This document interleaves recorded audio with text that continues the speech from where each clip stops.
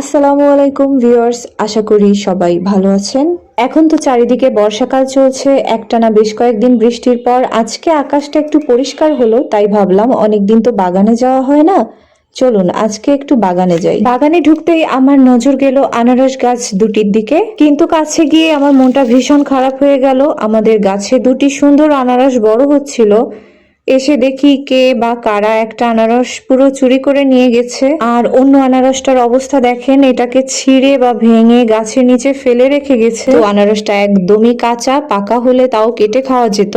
দেখে সত্যি বুকটা ভেঙে গেল। ভাঙা হৃদয় নিয়ে কিছুক্ষণ চিন্তা করলাম এখন এটা দিয়ে কি করা যায়। কখনো তো আনারস রান্না করে খাইনি, তাই প্রথমবার এটা রান্না করেই ফেলি। যেমন ভাবা তেমন কাজ, আমি মুরগির মাংস দিয়ে এই আনারসটা রান্না করার সিদ্ধান্ত নিলাম। আনারসটা পিস পিস করে কাটতে গিয়ে বুঝলাম যে আসলে কতটা কাঁচা ছিল।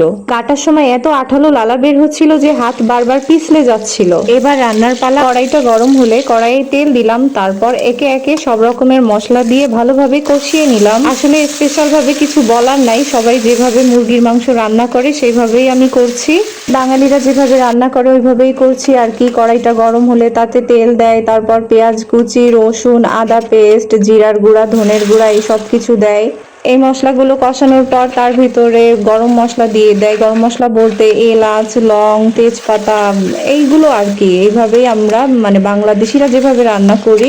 এই মশলাগুলো ভালোভাবে কষানোর পর তার ভিতর মাংস দিয়ে মাংসটাও কষিয়ে নিয়েছি, তারপর পানি দিয়ে দিয়েছি। এখন অর্ধেক সিদ্ধ হলে আমি আনারসগুলো দিয়ে দেবো, সেই অপেক্ষায় আছি। এখন কেটে রাখা আনারসের টুকরোগুলো দিয়ে দিলাম, এরপর কিছুক্ষণের জন্য ঢাকনা দিয়ে আবার ঢেকে দিলাম। কিন্তু এর মাঝেই ঘটলো বিপত্তি। আপনারা তো জানেন ঝড় বৃষ্টির দিন একটু বাতাস হলেই কারেন্ট চলে যায়। যেহেতু আমি ইন্ডাকশনে রান্না করি, তাই কারেন্ট চলে যাওয়ার বিশাল ঝামেলায় পড়ে গেলাম। বেশ কিছুক্ষণ পর কারেন্ট আসার পর আমি বাকি রান্নাটুকু কমপ্লিট করলাম। আলহামদুলিল্লাহ, অবশেষে আমার কাঁচা আনারস দিয়ে মুরগির মাংসের রান্না শেষ হলো। রান্না শেষ করেই আমি আমার ছেলের প্লেটে ভাত আর আনারসের তরকারিটা দিলাম। ও খেয়ে তো বললো আম্মু দারুণ হয়েছে। সত্যি বলতে প্রথমবার রান্না করলেও আমার কাছেও এর ঝালটক স্বাদটা ভীষণ ভালো লেগেছে। আমার দিনটা আনারস চুরির ঘটনা দিয়ে শুরু হলেও শেষটা কিন্তু দারুণ হয়েছে।